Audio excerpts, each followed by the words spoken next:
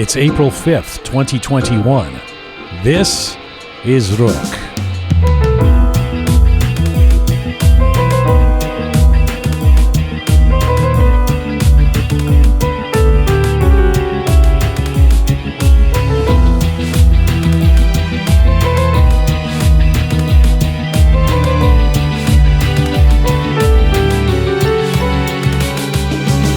It certainly takes strength, perseverance, and personality to survive as a provocative Persian satirist and commentator at the top of the game for almost 2 decades. And even when you've been called the Jon Stewart of Iran, well, Jon Stewart didn't really face death threats from the main regime he was satirizing. Kambiz Hosseini has been a groundbreaking broadcaster, actor, interviewer, and opinionator on TV and radio for years. And he joins me today for a rare, in-depth English interview to talk about being the voice to millions of Iranians broadcasting from the diaspora. A feature interview with Kambiz Hosseini coming up. This is Conversations from, to, and about the Iranian diaspora. I'm Jian Ghomeshi. This is Roqe.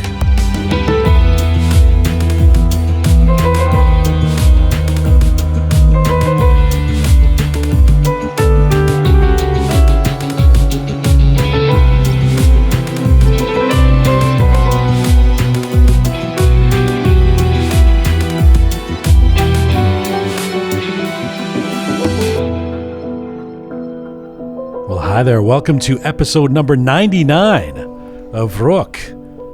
We got 99 episodes and this is one of them. We're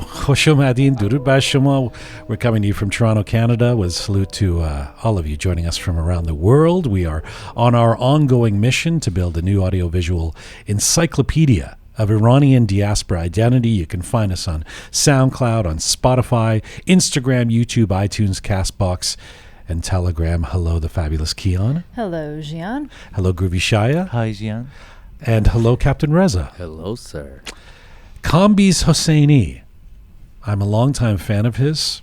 I think he's done really important work. He's been tireless, this guy, doing it for years. From one show to another.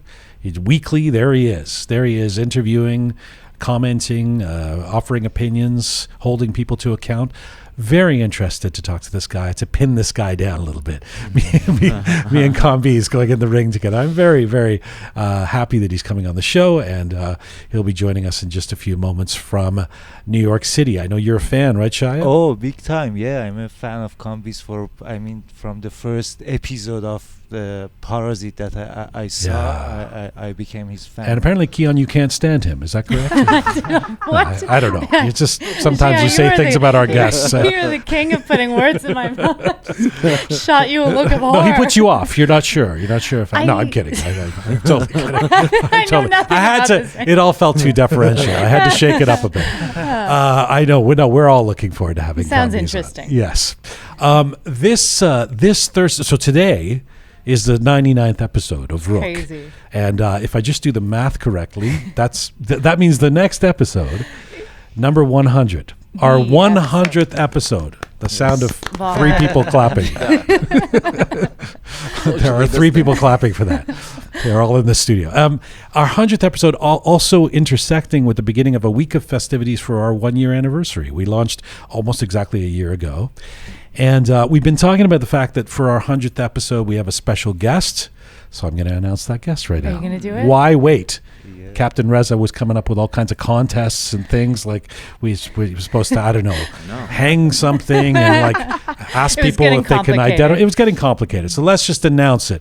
It is no exaggeration to say that this guest is a legend when it comes to contemporary Iranian music. He is an icon.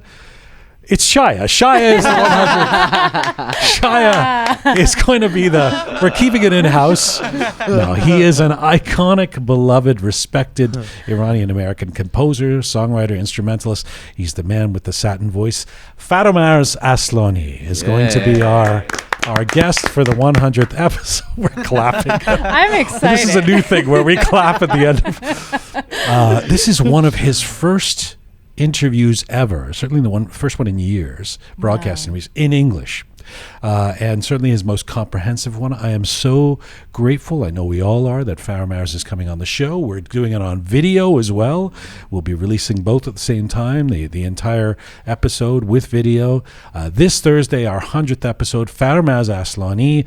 Listen, if you're an Iranian in the diaspora of a certain age or something that you don't know Faramars, you probably do know at least one of his songs or a couple of them, but if you're a non-Iranian, you should look this guy up. I'm going to say this during the interview, but I think he's the closest we get to a Persian, an Iranian Leonard Cohen, both in terms of the majesty of his voice, and his voice meaning, what he's saying, but also the fact that unlike many of our iconic singers, he wrote this stuff. I mean, he writes the songs. He's this guy is very unique in terms of what he has done in his career. So Faramars Aslani on Thursday, and we couldn't be more excited about it. You know what I call this April? We're kicking off this April with Kambiz, and now so what do you call all killer, no filler. Shia. All killer, no filler. Okay. Like it. When you put the album out and songs 6 and 7 kind of filler tracks, they're the ones that your brother wrote, and you kind of feel like you have to put them on the record. We got none of that. This is all killer, no filler. More rock, less talk, Shia. More rock, less talk. Oh, with the rhymes. Yeah, well, this is some old shit radio sayings. but I mean, come on, someone's got to say it. Next Monday, speaking of which, so all killer, no filler April.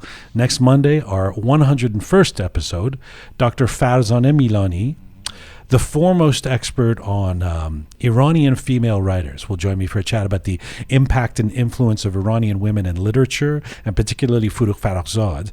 Farzaneh Milani, she is just brilliant, an author and poet herself. She will be joining us for a feature interview next Monday. And then next week, for our 102nd episode, All Killer, No Filler. Kian, waiting for it. What is the Farsi of All Killer, No Filler? Hamesh Koshtani. Actually, it's interesting. What's the Farsi for all? I mean, it's the internal rhyme that's the exciting part, but he'll come up with something. Next Thursday on our 102nd episode, Pune Qodusi, from BBC World, a presenter, an editor, a journalist, a producer. She's had a remarkable career herself.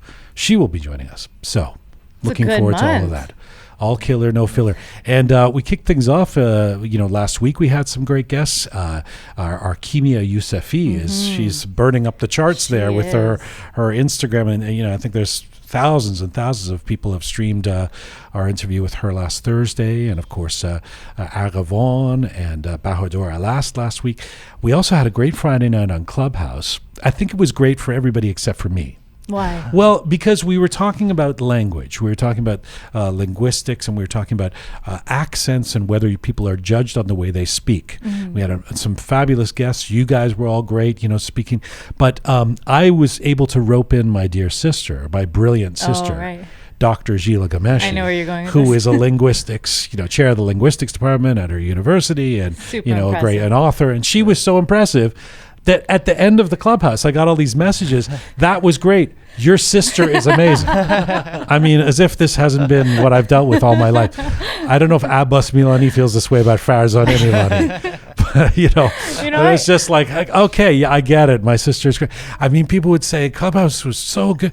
I never imagined your sister would be like, what are they? I mean, what have I? That they couldn't, they were so surprised. Shia left me a long message. It was such, it was an honor. He's getting older every episode. He's 85 years old. He has to swallow. Your sister was so fantastic. Anyway, my sister was fantastic. Roqe, join us, find us on Clubhouse if you're so inclined. We do our Roqe Town Hall every week on Fridays. I'm wondering if we're going to move the time a little earlier, because people in Europe and Iran are complaining that when we do it at 8 p.m. our time here in Toronto, it's really late for them. So I think maybe if we do it a few hours earlier, Earlier for Tehran, I think it wouldn't be a good idea. Because if we do it like 4 p.m., then it's midnight there, right? Yeah, that's what I'm saying. Yeah. Anyway, we'll figure that out off air. But thank you to all of those who attended our Clubhouse, and find us and join us all on Clubhouse if you can. If you like what we're doing on this program, there's a way to support. We crowdfund through this show through patrons, $10 or $5 a month. Just go to our website, roqemedia.com, and there you'll see a support us button. You'll also see everything else you need on our website. That's the one stop for everything Roqe you need, roqemedia.com. But if you do want to support us with a monthly amount, it really helps us, and we really appreciate it.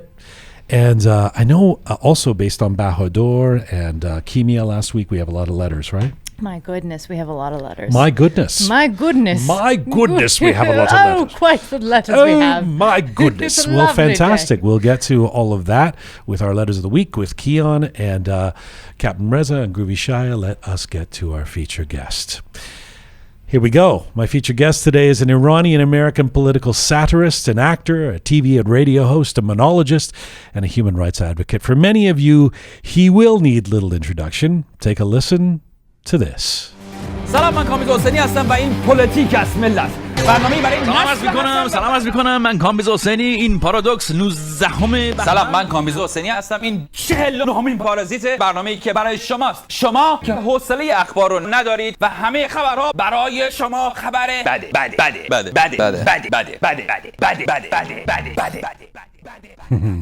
The unmistakable sounds of one of the best and most prolific radio, podcast, and TV hosts in the Iranian diaspora in the last decade and a half, I suppose. Kambiz Hosseini, my featured guest today. He is smart, he's funny, he's incisive, and he's both the voice of reason and balance or the beacon of controversy, depending on whom you ask. Kambiz was born in Rasht. He moved to the United States in the year 2000 at the age of 25. He studied dramatic literature and acting both in Iran and in the U.S. So in 2009, Kambiz co-created the critically acclaimed political satire show Parazeet, which means static in Persian, in reference to the Iranian government jamming the lines of satellite television. He hosted that on Voice of America. The show ran from 2009 to 2012 and had over 1 million fans on Facebook, and led to the Washington Post calling Kambiz the Jon Stewart of Iran for his satire and influence. Kambiz himself appeared with Jon Stewart on The Daily Show in 2011. Kambiz was given the bronze medal at the 2012 New York Festival's Best Television and Film Awards for Parazeet in the comedy satire category. He was also awarded Voice of America's Gold Medal, the agency's highest honor for Parazeet. In 2013, Kambiz launched a new weekly podcast called 5 in the Afternoon, for which he received the Reporters Without Borders Award. He also became the host of the New York-based satirical news show Politique, which aired on Radio Farda. His current radio program and podcast, Paradox, airs on Radio Farda, the Iranian branch of Radio Free Europe and Radio Liberty. Kambiz Hosseini has been featured on CNN, Fox, PBS, NPR, PRI, CBC, and many other media outlets around the world. But right now, Kambiz Hosseini joins me from New York today. Hello, sir. It's March 2023, 2001. This is Roqe. What's up, man? It's a terrible impression of me. It's a terrible. I know. I'm terrible at impressions. What an honor. گر نکوبی شیشه غم را به سنگ هفت رنگش میشود هفتاد رنگ. یا گر بکوبی. It's like you actually throw the bottle at the stone, so it just splashes and it breaks down, and it becomes that thing. How you doing, man? How you doing? How are you holding up? I'm okay. I'm good. This has been a long time coming. I've wanted to talk to you for a long time, all the way back to 11 years ago, hearing that there was this Persian guy in New York being called the Iranian Jon Stewart. We've met obviously in person, but we've never had a chance to interview. Sure. It's so nice to have you here. You're so nice to talk to you, man. You're so good at what you do. You are so good at what you do. This is hey. Let me tell you before you start like drilling me in your interview skill. Let me tell you something. I got into media without knowing, because I was an actor. I was like a theater guy. I wasn't never a media person. So when I got this interview thing included in my proposed show at the time, I was looking for a reference and how do I interview people and then I came across you. I think you had at the time you had this show called Q or something. Q, it was yeah. Q, right? Or there was a play or Q. There was Play was the TV show, yeah. and then Q, yeah. No, Q. So, and then the opening essays and the writings and the taste in music and rhythm and the tempo and the interview skill you had, man. And you were like the way you were dancing across the red lines with the CBC, with all these guidelines and everything. And on top of that, the Billy Bob handling interview. I think, you know what? I think everybody, whoever wants to interview anybody in media, I think they should teach that Billy Bob interview in universities. I think they actually did for a while. They taught that. Yeah. I mean, the way you handled the guy and you were giving contacts, and then I think the question: do you want to continue if you want to talk about music? I mean, the way you handled that, I think it was. I learned a lot from that. Thank so you. I want to appreciate you because no matter what people say, I do learn a lot from you. I did in my life, and I think no matter what people say. No matter what people say, it was interesting for me to see a guy who's pushing people's bottom without insulting them. You were offending people, yes, but not insulting them. Yes, Yeah. But I feel the same thing about you. I mean, first of all, thank you for let's all that. let's do the Tarov first. That's, so we can get away. well, it's not taught. Is it taught off? If it was taught off, I mean, no. This is like I really mean what I said, man. Well, I really mean it. Listen, I agree. No matter what people say about you. Coming right at me, huh? You couldn't wait for 2 minutes. Regardless of what everyone says about you, I still feel. No, listen, I mean, first of all, it occurs to me that for most Iranians listening, I mean, that whole intro I just did is redundant because, of course, they know who Kambiz Hosseini is. And yet for non-Iranians listening, or those who grew up entirely in the West and only consume English media, I mean, they would have no idea who you are. Is that an interesting paradox, if you'll forgive me for using that word, for you, given that you've been in the West for 20 years, but your audience isn't necessarily Western? It's weird because, look, people like me or you or people in media, they need feedback, like constant, like live feedback from what they do. Because as soon as we release an episode, the episode dies right there. I mean, whatever you give your best and do whatever you want to do, and it dies, and then all you need is live feedback, and I don't get that here in New York. I'm just like probably I could even sit in Mars and do this. You know, this is how lonely my show is. That I'm sitting somewhere and I'm hanging out with different people, and I have probably my everyday life is way different than everyday life in Iran. But somehow my audience are in Iran, which is like thousands of kilometers or miles away. So, but hundreds of thousands, I mean millions in terms of the audience. It's interesting. Is it a way of, I mean, the obvious thing to say would be, is it a way of keeping you real? Like you do your show, 1 million people listen to it, and then you walk outside in Brooklyn and nobody knows who you are. Is that somehow healthy for you? No, it's unhealthy for me. It's it's very unhealthy. You want to be carried on the shoulders of the crowd outside your door. That's what the media is all about. You know, it's that you project, you become naked in front of your audience, and you let them judge the size of your penis. So you want to know that what people think, and it's not like higher art when you go do something and then you hide away and then you look for reviews, or you just put your voice out for the elites out there. I'm trying to talk to the majority of people in Iran. People who are not as informed as I want them to be.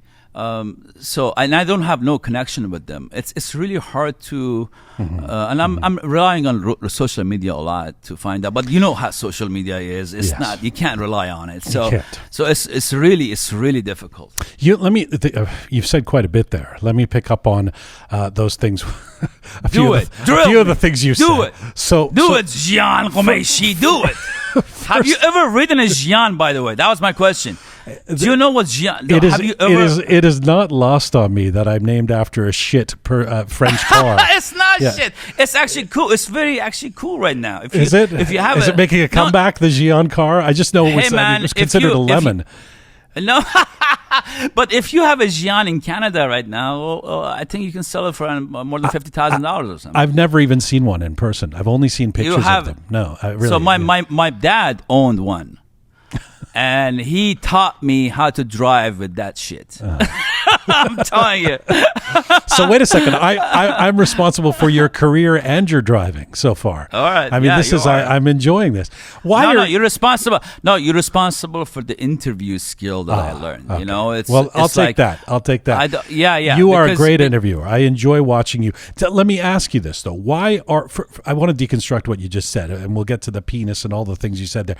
Why are you? First of all, why are you in this media game? What do you love about interviewing people and making this programming? The reason I ask is, having been in it and having been through the ups and downs of it, it can feel like, I mean, you are putting yourself out there one way or another. And you have been indefatigable. I mean, you keep going.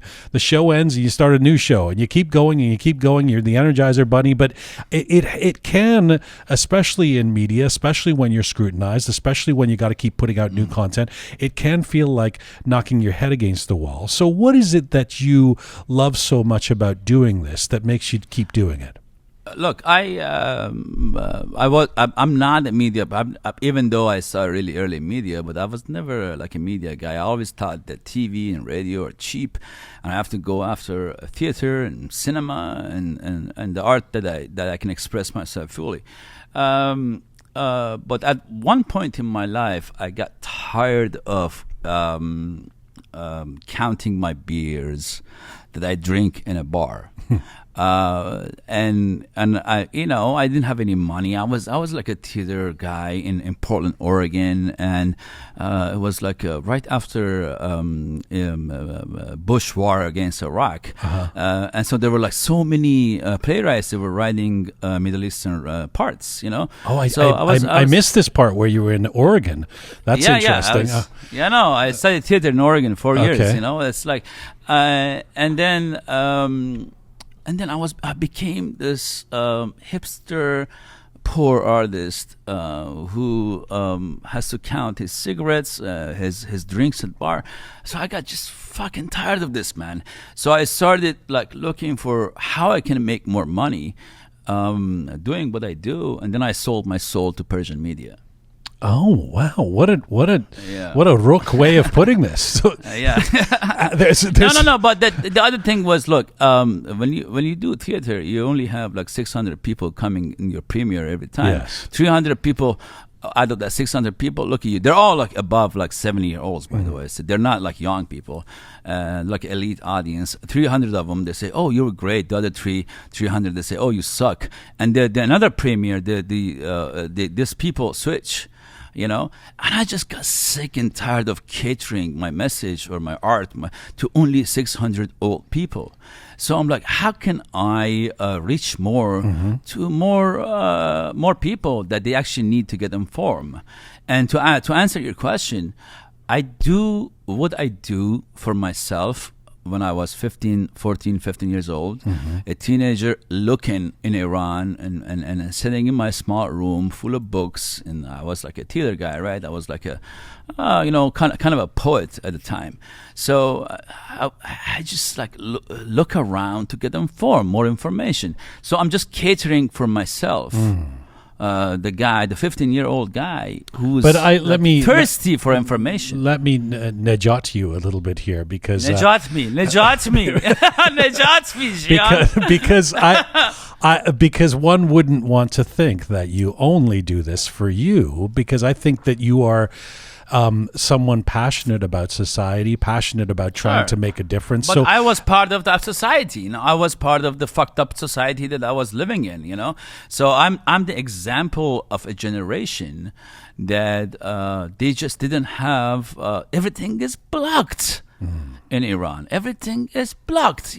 Twitter is blocked, Facebook is blocked, everything is blocked. So at the time, we didn't have this. The internet wasn't as huge as today, but still, everything was blocked. And when they take away information from you, you actually get more thirsty to learn more, to see more. It's.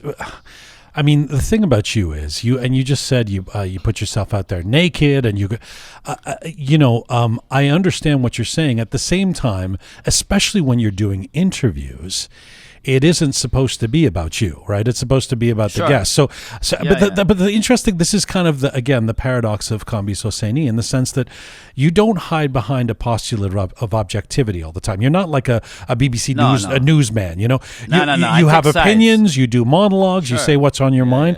That said, or in that you have opinions too, man. You have opinions too. I do, but I'm pretty committed when I have somebody on the show to trying to make it about them. In between, when I'm talking to the team or doing my own thing, or if I'm doing a monologue off the top, yes. But so it's walking that line, and that's why I'm going to want to ask you. I mean, how much of what you do or want to do is about being able to express yourself, and how much of it is about extracting opinions and information from others?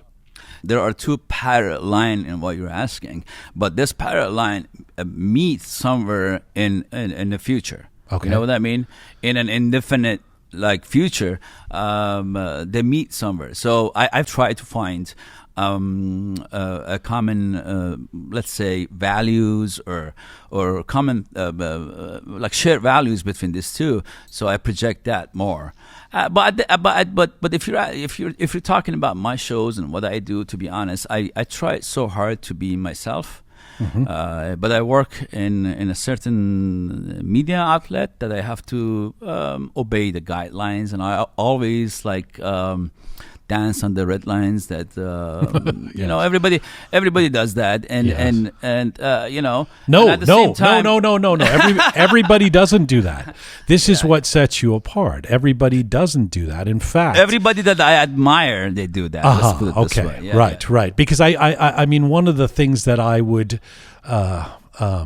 one doesn't want to make generalizations or be too dismissive, but one of the things that I lament about the new spate of what I see in terms of Iranian media is that there's too many people trying to ape some kind of old school, British or American, veneer of vanilla, In other words, it either has to be this crazy Fox News or outlandish, monologue kind of stuff, or that it has to be this very boring button down. I'm wearing a suit and I'm speaking in hushed tones. And there's got to be some middle ground, I think. Yeah, but there is no middle ground. It's just you have to pay a price to do something new, and for that you get fired. You you lose your shit. It's not easy to just go to a mainstream media and bring your honest creativity and opinion and try to enforce that and try to make a media product out of that and put it out. It's not easy to do that, and you pay a price for that, and I did, and but one thing people don't. One thing I want to tell you. One thing I learned from you is that you were always orchestrated. Yes. You were not. You were always wrote down your shit, and then you delivered it. It's this pre-production thing that you've done in your shows. I wouldn't say orchestrated as much as I do. I still do. It's important to me to do fastidious research, to do as much as I possibly can, and then I try and throw it away during the interview. But that's only me. I'm not saying that to win a medal. I mean, there are interviewers that I think are good who follow the notion of turn on the mic and let's see where the conversation goes. Sure. And I don't have a plan. I don't have an arc. But I have a very clear idea going into a conversation, or I like That's to, great. of But where it's going to go. You have one thing. You have one important thing. And that you have basically when you start talking, I want to know what's next. It's like there's like a Hitchcock movie going on there. Where you're like, wow. This is Jian Ghomeshi, and this is Roqe, or you were saying, it's like whatever. Your voice actually in the beginning of your show gives me a lot of stress, man. Stress. Like, a lot of. I'm like, what the fuck? There is something going on, and I have to pay attention. Oh my God, what's happening? It's just like my heart starts beating. What the fuck I'm gonna do? I don't know what to do. You know make what I me mean? sound like Sir Alec Guinness or something. I am coming to you. No. It's just It's sort of you have that, and I think what's important about your rhythm is that you came from the music background. Yeah. So you know the difference between tempo and rhythm. I love you. Do you know what? Do you know what? Let me tell you something. I have only ever said this, I think maybe twice in maybe 20 years. I'm going to out it to you.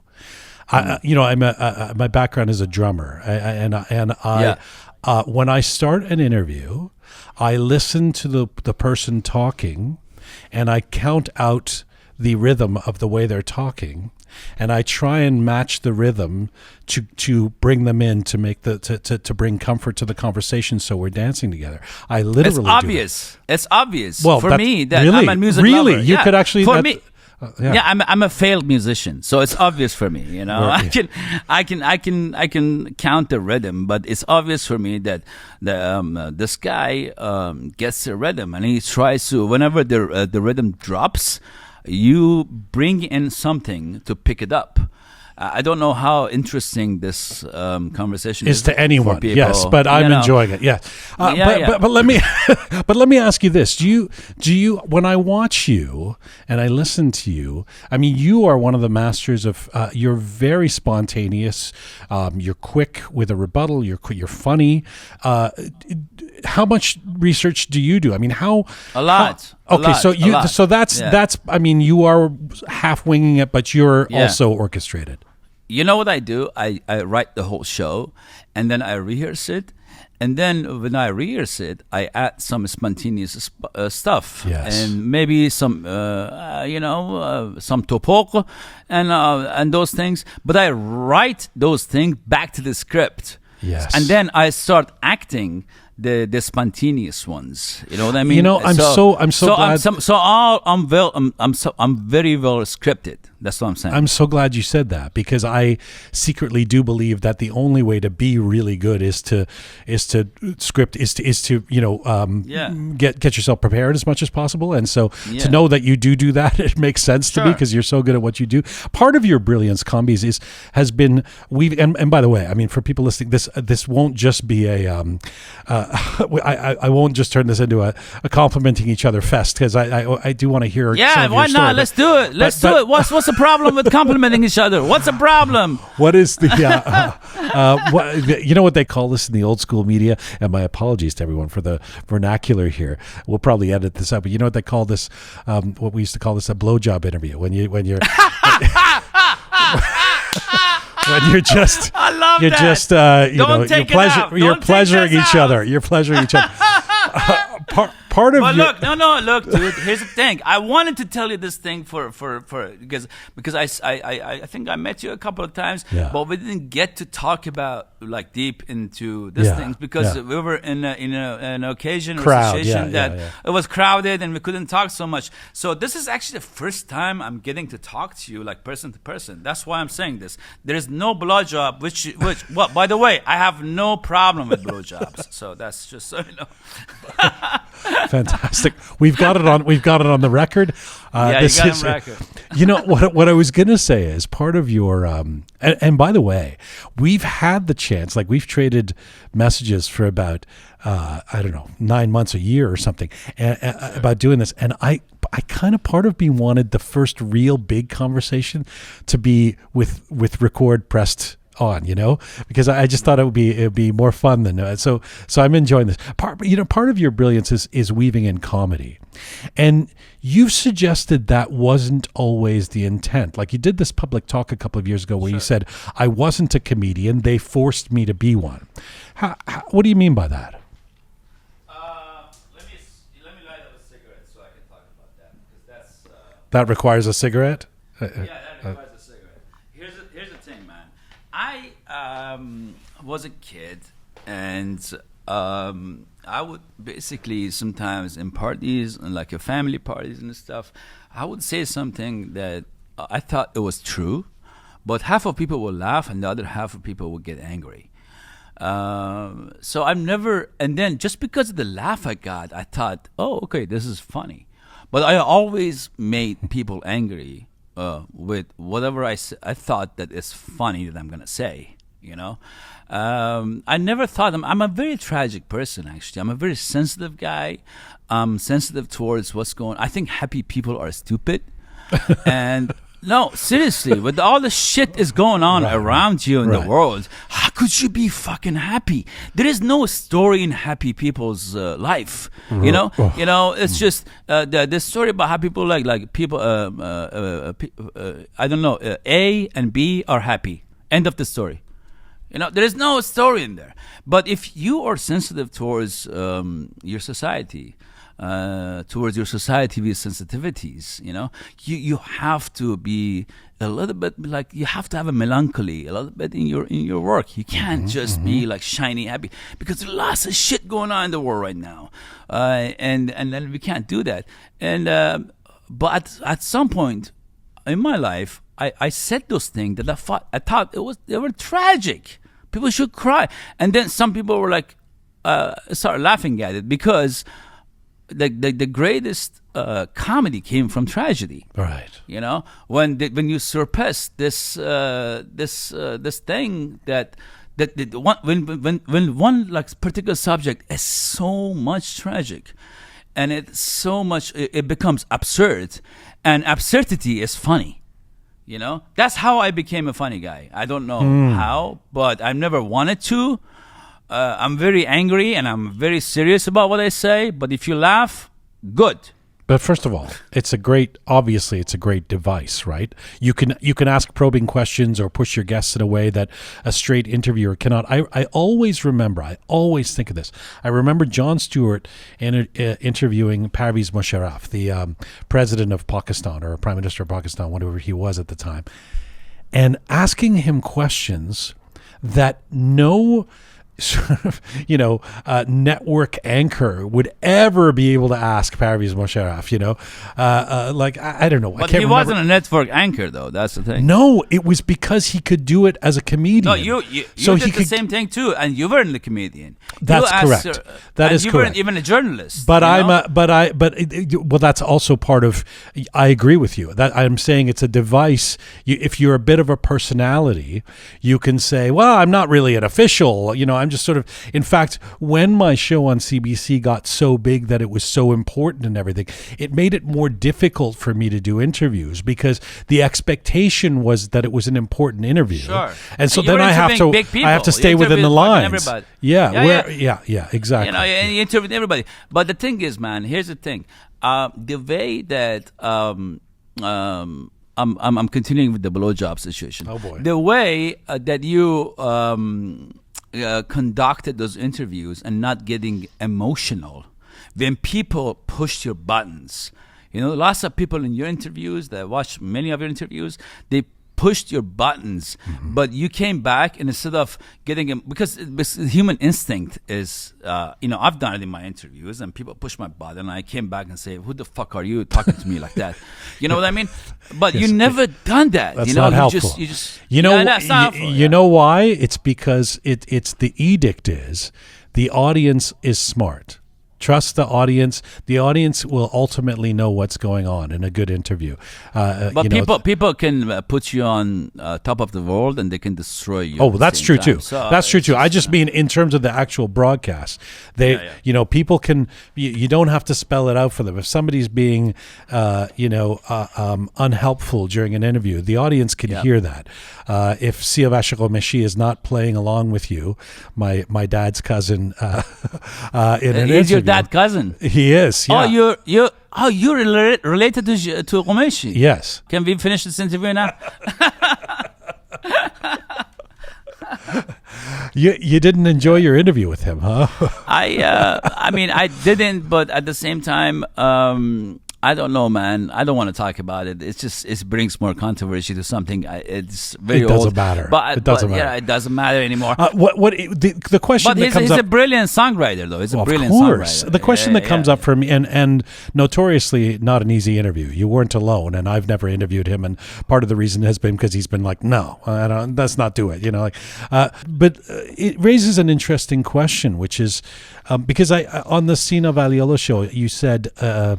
Sina said, well, did you tell him he's being difficult? And you said, no, I don't really like him. I don't know if you were being funny, but if you weren't being, it doesn't matter. But I'm curious about that, because where you see the line between giving someone a platform and not. If you're not a fan, if you don't really like, I always find it difficult, especially when it comes to well-known people that are going to be good for your show, that there's an audience that wants to, they want to hear from them. And you're kind of thinking, anytime I put somebody on the show, I'm taking the place away from somebody else that I could put on. And so do I put them on even if I don't like them because it's good for the show, or do I just not even bother? Where are you on that? No, it's you actually did great on interviewing people you didn't like. When I started interviewing people, I wasn't as mature as today. I don't think I'm very mature right now, but I'm thinking I was very young, and I was learning as time was going. Episode by episode, I was learning from myself and from the reaction I was getting from my guests. So that was one of those like educational process for me. That you interview people you don't like, and but you don't have to. You don't have to. I actually like most people. I like almost everybody. I find things to like about them, and because you how's Iranian people treating you, Jian? You like everybody. I love them. I love them. No, we'll get into that. I'm talking about. I can find things that I like. I'll tell you my story of my version of the Jian Ghomeshi. You have many stories. I have many stories, but it's not Billy Bob. But I actually, because that interview that you referenced was actually became so controversial that the show became number one. I mean, it was actually very helpful. No, it's actually educational. But very early in my career, very early, like this is like 2003. I had just started. And I had a TV. It was a junket. You know what? For people who don't know what junkets are out there, junkets are when there's a movie coming out, and a bunch of the actors or the cast of the movie are set up in a hotel, and there's an assembly line of interviewers that go in, TV or media people, and everybody gets 5 minutes with these actors who are generally exhausted and uninterested and answering the same questions over and over again. And it was my first year doing that, and I had Harrison Ford. And I went in. Oh, I remember that. That guy was a dick to you, man. He was a fucking dick to you. You do remember this? That. Because it was a disaster. And the only difference between then and now would be that I now have the confidence to know when someone's not playing along, to either know that it's not about me or to call them on it. Go, look, do you not want to be doing this interview? I went in and I had prepared this opening question, and he barely looked up at me at the time. I had this little, like, my new wave haircut, and I was, I thought I was really important, trying to look good for Harrison Ford. And I said something like he had put out this film called K-19, The Widowmaker. It's about a submarine where he plays a Russian captain. And I said something like I'd rehearsed this first question where I said, you are known for playing these iconic Americans like Indiana Jones and Han Solo and the Jack Clancy films and Jack Ryan or whatever. And now you're playing a Russian captain. That must be so interesting for you. Tell me what that's like. And he barely looked up. His hand was like cupping his cheek, and he just kind of barely looked at me and rolled his eyes and said, "Well, it's acting, isn't it?" And I died. Like, I thought, oh my God, the interview is tanking. Harrison Ford hates me. I'm a terrible interviewer, Sure. And then I left, and it was just a disaster. And then like a week later, I saw him on Conan O'Brien or something, and he was just as bad, right? Like he's just not. and I said to somebody, but he was Indiana Jones, and he was Harrison Ford. That's right. Yeah, well, that's part of the intimidation. I thought, well, this guy, what does he care about me? He's done, he's been interviewed a billion times, So that was forever. I learned my lesson with Harrison Ford. I was just like, what? No one's going to treat me like that again. Sure. But let me tell you a little a memory I have with Harrison Ford. When I was living in LA, like early 2000, I started working at this Starbucks in I think it was in Bel Air, and Harrison Ford was my first customer every day, 5 a.m. Really? And he would come and buy like one tall. Just drip coffee and give me $20. Oh, really? You had a good experience with Harrison. Yeah. Then he would come with his pajamas. It was like, come on, as like a normal guy, and always a smile at me, and he's like, I like terrorists and stuff like that. So he would give me that look. I'm okay with mid distance. You see, if we had only known each other back then, I would have orchestrated you spilling the coffee on him or something. I never wanted to, because the guy was always like quiet, and he was like, hey man, can I get the usual? I'm like, yeah, man. You know what? In defense of Harrison Ford, he was in a long. I mean, this is something from 18 years ago that happened. I'm judging this guy for the last 18 years based on 30 seconds with him, which is entirely unfair. But it was definitely my. It's up there with the worst interview experiences. There's something you said that I can't let go before I want to get into you as a child in your childhood. Shira Jian. Do you know what Shira Jian is? I do. Yeah, you're referencing the car and the courage and everything.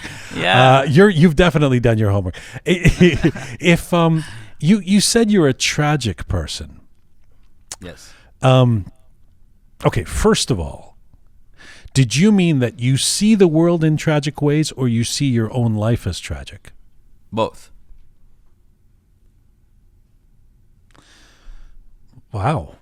I mean, how do you see your life as tragic?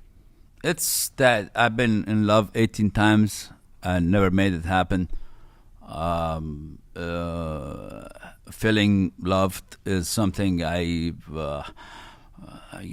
have a lot of fans and people, but you never, sometimes you need to get approval from the person. I mean, this thing that everybody gives you approval, but there's one person that you need to get approval from. Yeah.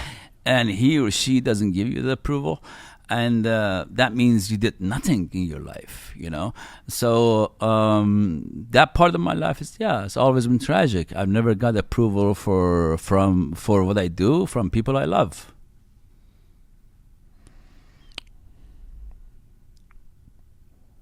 Really? Too heavy for you? No. Fast. I mean, thank you for being so honest. But I mean, first of all, did you count 18 times, or were you saying that sort of metaphorically? Yeah. I was in a relationship 18 times in my life, and whenever I fell in love, I'm like, hey, let's have a baby, and they said, with you, no way. What do you think goes wrong every time? maybe I need a lot of me time. Maybe I'm too much of a narcissistic motherfucker. I don't know, man. Maybe I don't. Maybe I want love, but I don't like maintain love. You know, the maintenance is a very important part of the whole situation. Maybe I don't do that. Maybe I'm just an immature motherfucker. I don't know, man. Well, can I make a suggestion? Sure. It's hard to be with someone who says they don't think people should be happy. True. No, I think people should be happy, but if you're just happy for no reason, that means you're not sensitive towards your society's sensitivities. That means you don't know shit. That means you're a dumbass. That's what I think. But you know, people who are, you weren't in the West. We're Gen Xers, and in the '90s, if you were a Gen Xer like me, how old are you? What year you're born? I'm like 1982. Very nicely done, sir. I was born in 1975, so I'm older than you. I thought we were around the same age. I'm 7 years older than you. But wow! Yeah. But in the 1990s, there was something, it was a very dark period of youth culture. It's like if you see the movies like Singles and Reality Bites and things like that, it was especially in the music scene, there was this grunge death metal kind of scene and stuff, and there was a lot of attraction to the romance of self-abuse. Soundgarden, Nine Inch Nails, all these kind of bands that I was on the periphery of, that I would, who saw some value in being down in the dumps and either drinking yourself into oblivion or doing drugs or seeing what's funny? Things through a dark portal. Yeah, you know what's funny? And that's funny? a really dangerous place to go. Yeah, sure. Yeah, it's funny that I was born in Iran and grew up in the 90s in Iran, but I have the same idols as you do. Like Nirvana was the king, and all these guys, they were self-deconstructive people. They did drugs to the death, and they basically this like new hipster, hopeful latte every morning kind of lifestyle that we're proposing to the society right now never existed back then. So all my idols committed suicide, man. Yes. I forever have wanted to write a book, because no one else has, about how all of these people from the 1990s. Again, a lot of Iranians might not know these names, but starting with Kurt Cobain, but then Chris Cornell of Soundgarden, the guy from Alice in Chains. Scott Weiland from Stone Temple Pilots, like all of them are dead, and you add in Prince and you add in a few other artists, it's crazy, right? Bowie. Can I tell you something which is funny? It not only happened to me, but to many people around me, that when we passed 27 and we didn't die, everybody told us, oh, so you're not as great. You're not genius, so you don't belong in 27 clubs. So my 28th birthday was a funeral, because everybody thought I'm not genius. Right. The 27 Club being Hendrix and Kurt Cobain. Yeah, all the people who self-deconstructed, all those people. But where I was going with that was actually to say that the romance of self-abuse is not something that I subscribe to. I don't think people should. I know what you're saying about how horrible the world is, but I don't think the panacea for that, the tonic for that, is for us to be moping around and I agree.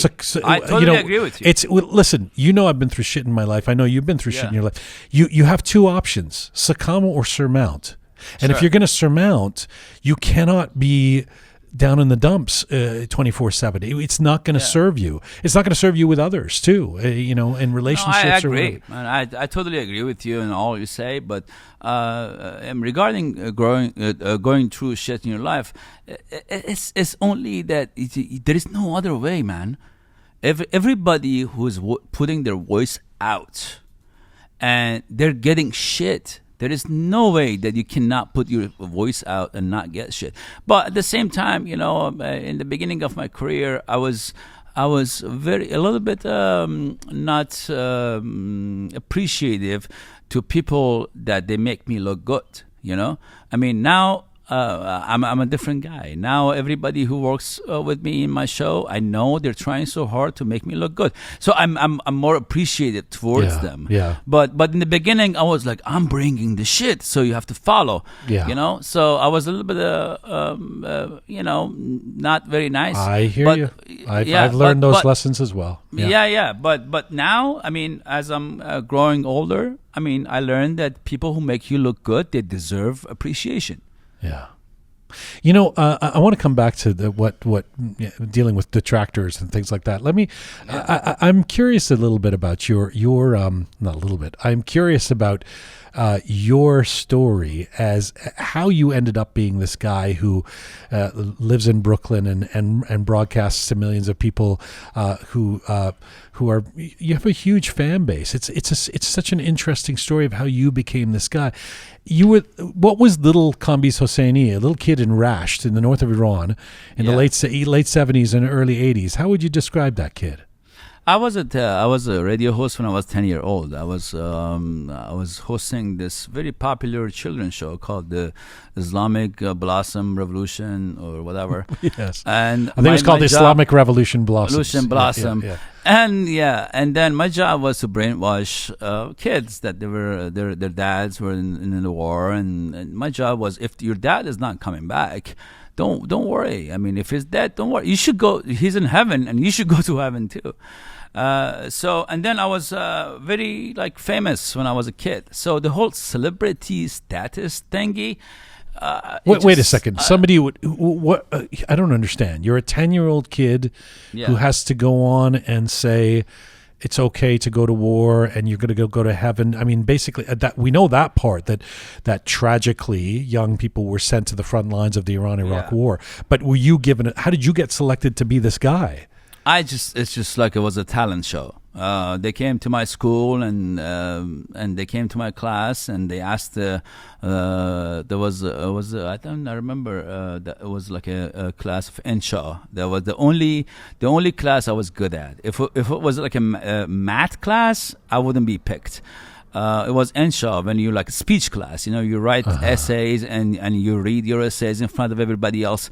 And in that class, my teacher, when they came to class and they said, "Hey, introduce us like one person," and he gave them me, and he said, "He's my best guy." So I went over there and I they gave me a script and I read it, and they picked me in the school and they picked me in the region, and it was like a whole process. What did your parents think of this? Like, were they okay with it? They got the money. Okay. So you were getting paid. Of course. And they would give you a script, and you would have to read the script, and it's so. I wasn't there, right? This reminds me of the Khmer Rouge in Cambodia, and the kids having to. I mean, this is really scary stuff. Yeah, and I got basically out of that because we have so many artists because it's a cat show, you know, and there were so many artists like women that I would meet them in green room, and they basically told me that, hey man, you got a little bit of talent, you should go for theater because that's the roots of all this performance. You got to say. So I got because of their suggestion, because their advice, I got into theater, and I did more than probably 300 plays in my life so far. So I did a lot of. I come from a deep theater background, and with that background, I went to media. It's strange to me that you endure being in Iran in the 80s and 90s as an artist, as this. It was tough, man. But then, as things, I mean, in relative terms, start to open up a little bit in the year 2000. What was the precipitant for leaving Iran then? That's a love story. First of all, that's a love story. I was in love with this girl, and then we came to US together. But to be honest with you, I didn't leave Iran because they came and they watched my stage and they prayed on it. I didn't leave Iran because the Irshad, Wazarat Irshad was rejecting all my plays. And I didn't leave Iran because Sada Sima wasn't paying me. I left Iran because of fucking people, man. I was getting in fight with people every day. And if I were living in, I would be killed by now. I would go on the taxi, and I see this guy that he's basically getting too close to the women. There were like 3 people sitting back in the taxi, right? And there was like this man is trying to harass this woman, and I would raise my voice. I was like, "What the fuck you're doing, man? Don't do this." And then usually, those people are macho and they fucking punch you in the fucking face, So I was getting killed by every day. I would go out on the street and things bothered me. That maybe it's related to how the regime is putting the pressure on people and making them who they are. But people are bothering me in Iran, man. The things that was happening, especially with women, and the way that Iranian men treating women in Iran, it was bothering me. I mean, I was in theater. I had a lot of gay friends, and I was feeling that these people can't live in Iran and can't be themselves, and they have to always hide something and all those. This little like humane things were bothering me so much. So when I came out of Iran, and I just I happened to had a girlfriend who brought me to U.S. and I felt that individualism here. I felt like, all right, so even though I'm a nobody, even though I don't have no names, even though I have nothing, but I'm still a human being here. This is the thing that was lacking in Iran for me, and I just flee Iran because of that. Although the timing is conspicuous. Within a year, 9/11 happens. Yeah, exactly. And then I had to went through that shit. You kidding me? 9/11, and I'm an atheist. I don't believe in God. I don't believe in religion and all those. But I had to answer for all those things. And the way I handled that, whoever came to me and looked at me as a terrorist, and I'm like, all right, come hug me. I fucking explode. This is how I survived all the time with satire and jokes. It's so interesting that you should. The picture you just painted of Iran or Iranians, at least at that time, 1999, 2000, the time when it's enough, you left. It's not a rosy one. No. And yet, you didn't come to America and change your name to Ken and even though they called me Cam here. Cam. Okay, Cam. But I mean, you have made your life. I mean, within years, you start Parazeet, which of course becomes this unqualified hit. But you're making this for the Iranian community, especially young Iranians, both in Iran and around the world. Yeah, like I told so you couldn't quit Iran, even though you left. You were determined to still play ball. Yeah, because sometimes in your life you feel like, oh, you're doing something, you're creative, you're putting this creative product out. How many people you want to reach, and who you want to be your audience? Now you have you're a good example. Now you're having this podcast that's reaching out to the Iranian diaspora and everything. You made that choice, that hey, this right now, this could be my audience. I want to educate them. I want to inform them, and there's a reason why you did that, And there was a reason for me why I just left the whole American theater scene or acting scene, and I started doing something for Iranians because I felt like that's where I can be more helpful. To be honest, I have a feeling that Iran will change with more information. You inform Iranian people more, they will change more. You still believe that? You still believe that? I still believe that. I still believe that if you open up all the block sites and everything else, Iranian people are not basically they're not stupid.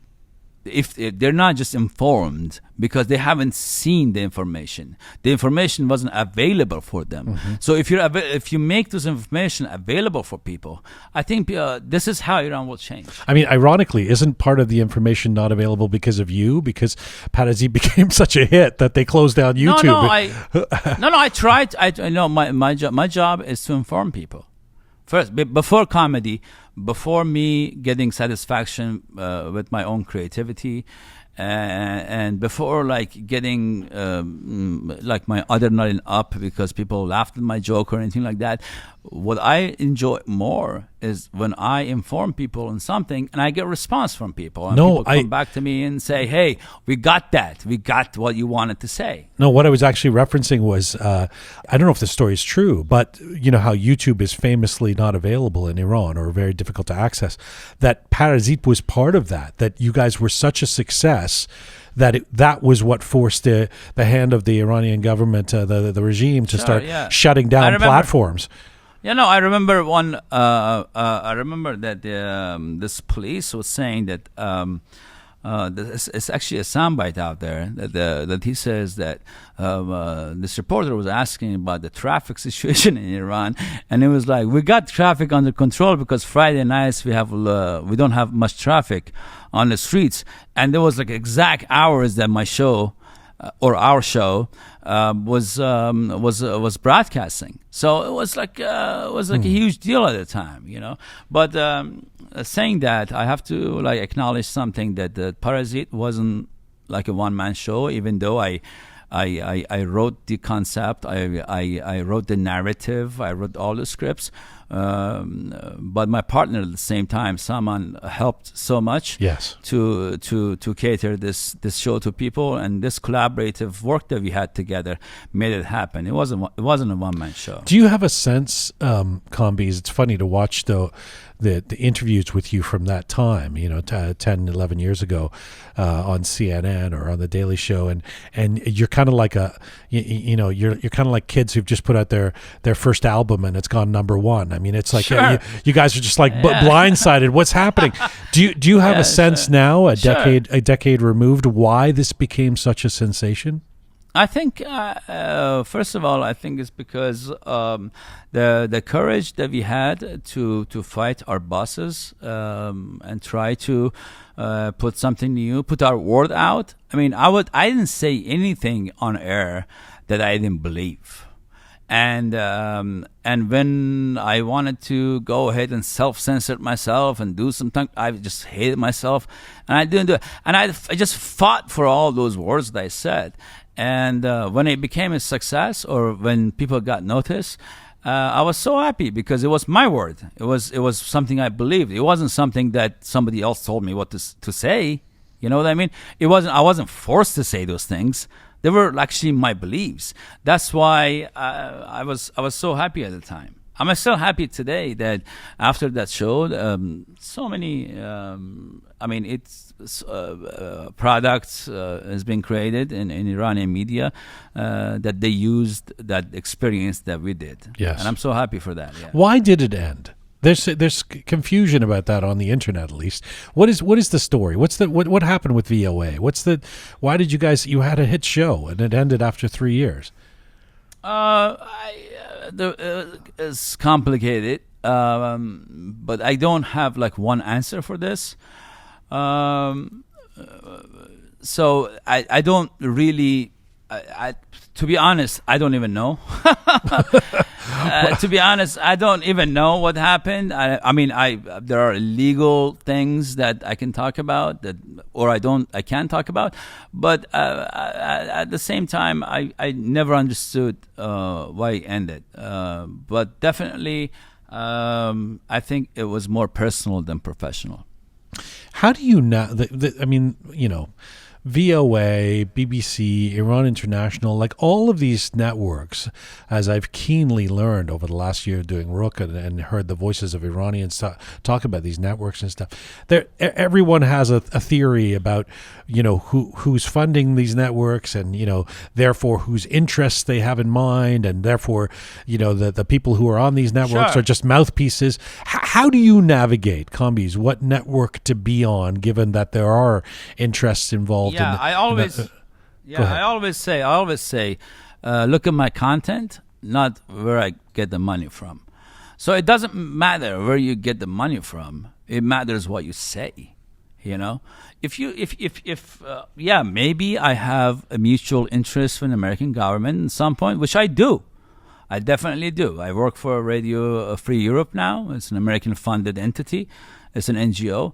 But I do have a common interest with American values. That's why, I went to them.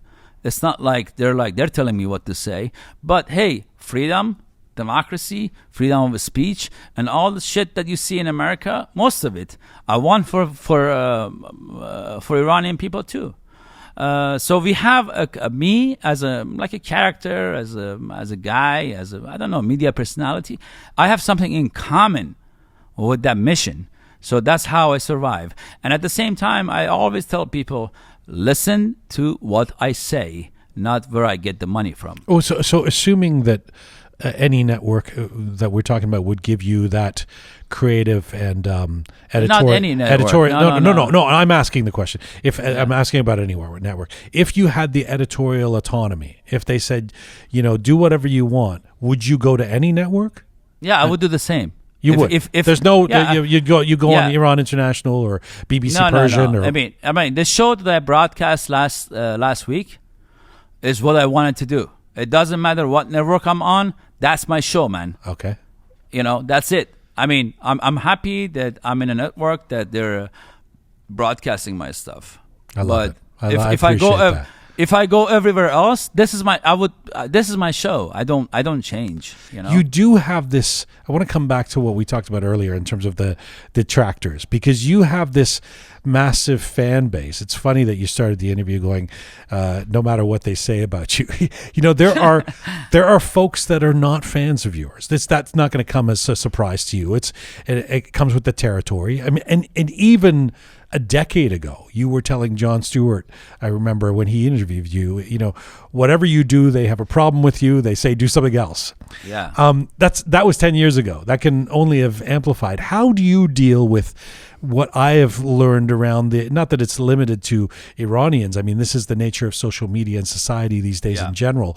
But how do you deal with the Iranian community pushback of expecting you or wanting you to be one thing or another? I don't deal with it anymore. I'm just in the beginning I was reading comments and it was affecting me so much. I don't do that anymore, man. I'm just trying to do whatever I think is best and whatever I think is the best of me. I bring that I try every week to bring the best of the best of the best of me out. And the problem with that is that when you do that, then you give everything out, and then there is you have to understand there is next week and next show. So, and then you start with a blank page again, and you think oh my God, you gave your best last week. How can you top that? So I have to top myself all the time. I remember when I was having that show in VOA, my boss was telling me, you're as good as your last show. Yeah. And I'm not going to give you a lot of editorial limitation. Do whatever fuck you want to do, but you may be fired after the show airs. So that stress, the being on the edge all the time. Wait a minute. They would actually say that? You may be fired after? Sure. It was partly joking. Okay. But he was like, I'm giving you more editorial freedom. So you might be as well behaving. But I do feel like, not to take the side of your boss, but I do feel like this business, what we do, it is kind of day trading. Like, it's like you're only as good as your last game is actually kind of true. It's like, you do it, you have a really bad show, and you got to get back on the horse to have a good show. Otherwise, it's the last show that what people remember. Like it's but to be honest, I'm like a very self-critical kind of person, and I feel like I had a lot of bad shows that I'm not satisfied with them. But people, whatever you put out, some people like and some people don't. So how do you shut it out? You just literally you don't look at comments anymore at all. I do once in a while like I told you, I need approval from friends. I need approval. I don't need approval from mass audience, because I know that part of the mass audience will say, hey, you're great, you're the genius or whatever, and then half of it they're going to say you suck. So I to me, people who I believe, people who they know what I'm doing in terms of my writings, because I write all my shows. I had writers throughout my shows, but they're always like edited, and I made it my own.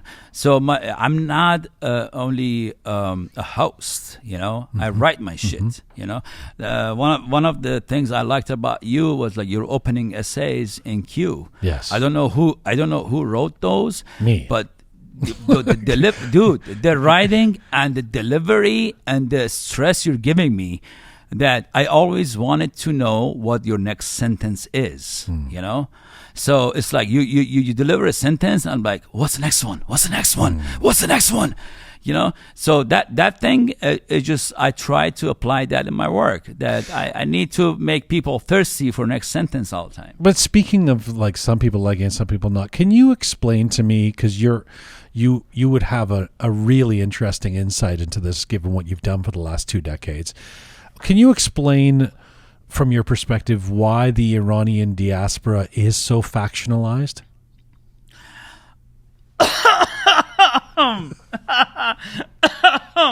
It's one of those questions.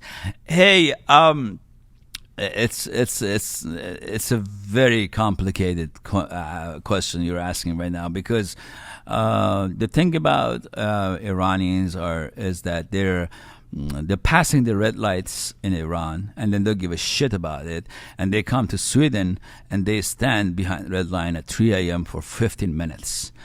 And then when you talk about diaspora, you're talking about people. When people like immigrate to a certain part of this on Earth, yes, they adopt that that culture. Like Iranians in LA are different than Iranians in Toronto. Like I always say, Iranians in Toronto, they still wear the clothing that they brought from Iran. Right. But Iranians in LA, they actually, those clothes were like they throw it out and they went to H&M and they bought new ones. You know what I mean? So you can always see the difference. Wherever you see Iranians in Stockholm are different than Iranians in Berlin. And but there's Iranians within LA who are in separate factions that are like mirror images of the factions that they imported from Iran or whatever. Yeah. Yeah, it's just because, hey, I always in my shows, because it's based on what Jon Stewart did. I mean, Jon Stewart has a big impact in my life, and then he created this form of a TV shows that I became a fond of, and I basically tried to get inspired by. But he always, like, in order to make fun of people, you got to take side. But he had this constitution, this American Constitution, these values that he could like stand behind and say and make fun of the opposite side. But in Iran, we don't believe in our constitution. We don't have anything to stand behind except this Iranian thing, which is, I don't know, being nice with Nowruz. A little bit of Tarof is a little bit of a civility. You know what I mean? Not too much would be like incivility, but a little bit of it is civility. It's like we've got like an unwritten book of culture that is not being like officially presented ever. Do you think the notion that we as a community around the world could somehow be unified is, I mean, other than at World Cup time, do you think that is a pipe dream? Do you think that that's just that's impossible? But look, the thing is about Iranian, you should know, if you go back to history, like we've been, we're survivors, but we're individual survivors. We're good at surviving individually, but we're not good at in a teamwork. Why is that? It's because like Mongolians attacked us. The first thing, like you're sitting at your home, right? And all of a sudden some savages attacking you. What do? You just like the first thing you do, you run for your life, for your own life. No matter if you have a wife or kids, you run for your life. And Arabs attack us, and all peoples, and all different things. And we're just like this culture of run for your own safety. You know, it's become so huge. You know, we're still like basically getting that from our heritage. And we're still those kind of people that we don't like think about group.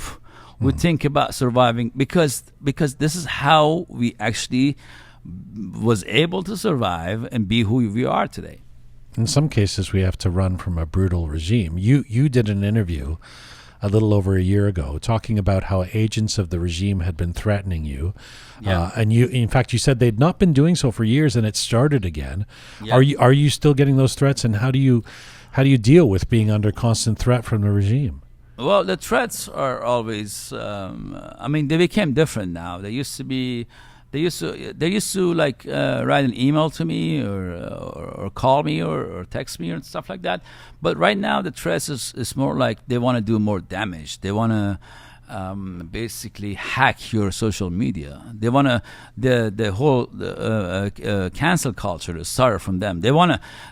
I mean, there is this scene in the Sacha Baron Cohen movie, The Dictator, that he's started running. It's like a track and field thing, and he has a gun and he basically kills all competitors in order for. This is how they do it. They don't want you. They don't want to run next to your lane and win based on their qualities and their qualifications. They want to eliminate you in order to win because they don't have a right rhetoric for whatever they're trying to portray themselves with, you know. They're trying to do that, but in the beginning it was like hard, but you get used to it. That's the thing about human being, man. You get even used to threats. And even though you get used to threats, but at the same time, you know, you take like 1% of that thing serious, and that fucks your life. Yeah.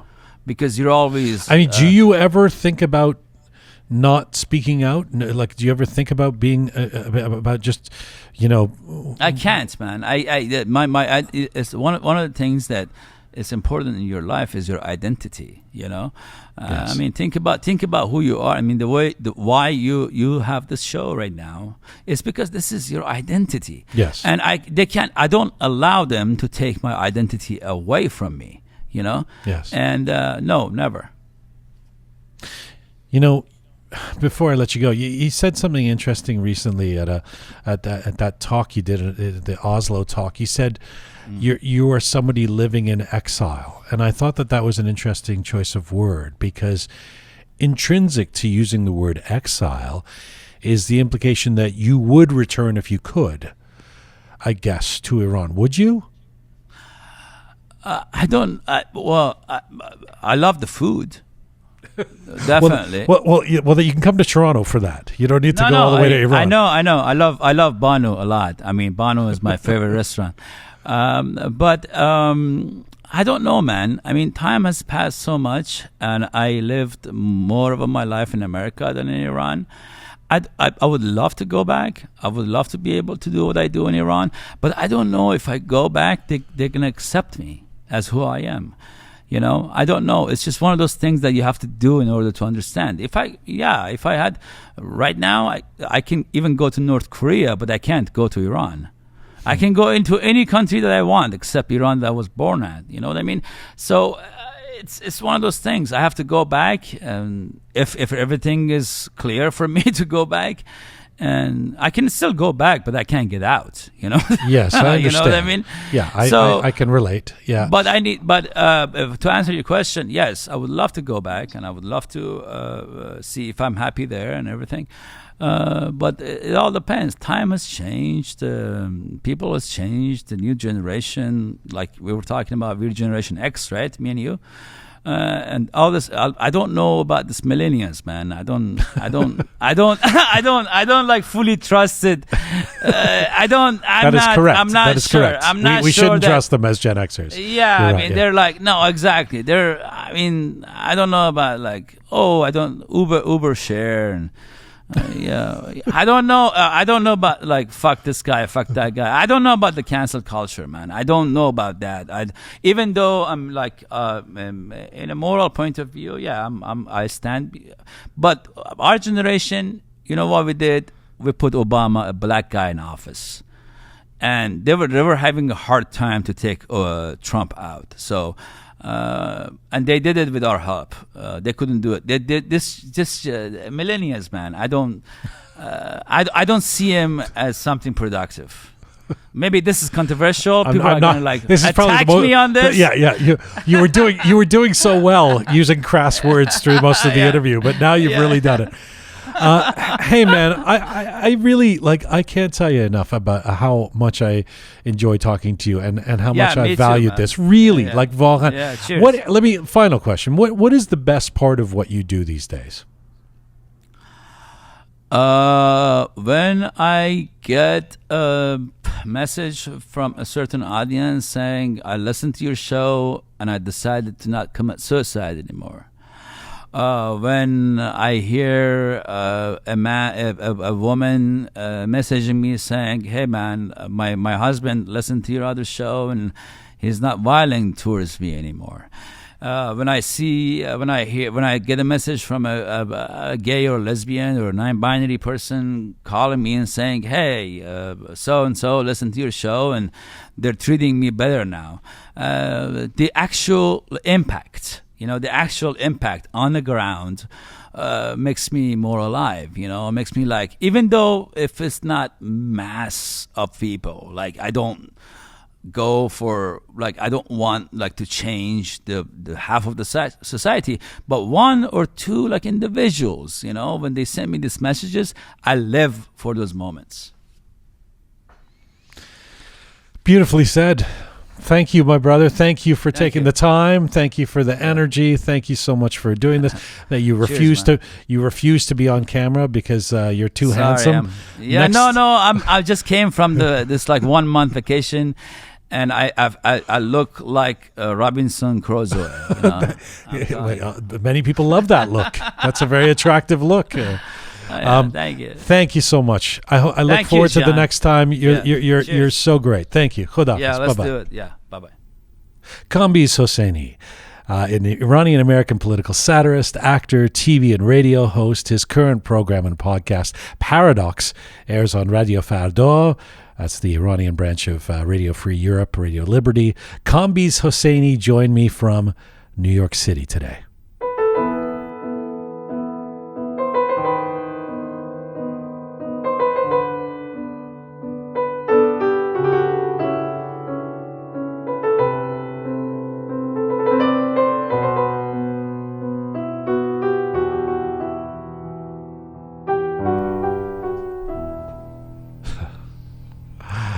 Man, I got to process that. I really enjoyed that. I very much enjoyed that. I'm very thankful for Kambiz coming on and the candor. Wow, we explored a lot there. Had some fun. He was punchy and predictably perhaps, and then I love that he shared his feelings about being lonely or what did he call it? Tragic. That was very touching. I was moved that he went there. He shared that. Anyway, I really enjoyed that. The microphone's back on. The fabulous Keon, Captain Reza, and Groovy Shaya. Anybody have anything to say? I was a fan. It continues to being his fan. And I could connect to the sentence he said that he left Iran because he getting nervous and he fight every day. I really connect with that. So, Yeah, I didn't know much about him. I'd heard of him and his show and stuff like that, but I definitely am a fan of his now. He's so candid, and I loved when the interview started. He started doing you. What, his impression of his of lousy impression of me. With that heavy accent, that was interesting though. But super honest guy. I love him. I love that he wasn't trying to be politically correct and just censor himself essentially just for the sake of the show. But he was very open, and this is, you see, there are a lot of people out there that are sick and tired of political correctness in a not and I'm not trying to say that being PC is a bad thing necessarily. No, it's good. Being polite is good. Being respectful of others and sensitive towards other feelings is it should be our motto in life. But it's good to also be able to express yourself freely and practice your freedom of speech. And I think, and I love that he did that. He did that in this interview. He certainly did. I love it. Keon? That was probably your most Roqe interview we've ever done. That was so enjoyable from both ends, you and him. It was like being a part of this cool club. I was like, oh man, I'm hanging out with the cool interview, kids now. half prize fight. You're great. No, you're great. Yeah. Oh well, that part. That was lovely. I appreciated that, and it was certainly heartfelt from my side. I really appreciate what the guy does. You know, it's he's an impressive guy. And I should mention, by the way, I didn't mention it in the intro or in the end. He's one of the hosts with Leili Bazargan of the Tirgan. Mm-hmm. There's a Tirgan, the Persian festival. Yes. They did a Nowruz special, a video, and he and Leili are hosting that, and so people should check that out. There's a lot of great content on that. After Hill is on there, Babak Amini and Shaheen Najafi, and so it's worth checking out for sure. Not sure I accepted two of his points that he made, that happy people are stupid, something like that. I consider myself a generally happy person. I don't think I'm stupid.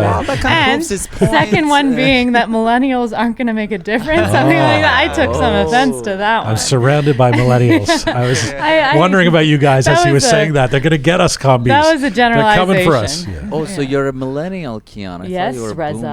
I'm younger than you, sweetheart. All right. Thank you again to Kambiz Hosseini for coming on. We have a lot of letters to get to before we end the show today, so let's get to it. Letters of the week.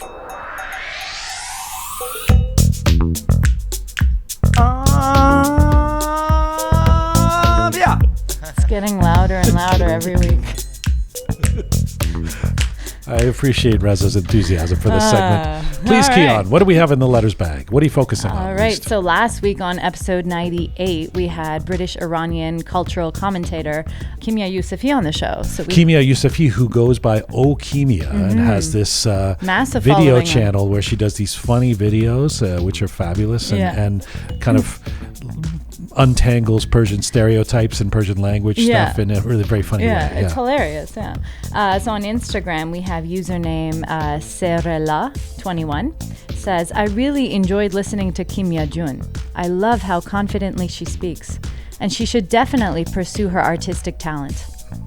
Nice. And then we have Maria, last name MZDH, wrote, I thought her TikTok video about singing was a joke or something. But when I heard her, I was like, wait, what? Wow, wait a second, what? This is so good. I listened to it so many times and tried to sing with her. She really has a great voice. I wish I could hear your voice more, Kimia. She really does have a great voice. Yeah, actually, I heard it. She's I don't know why she's shy about that. Yeah. Her singing voice is brilliant. Beautiful.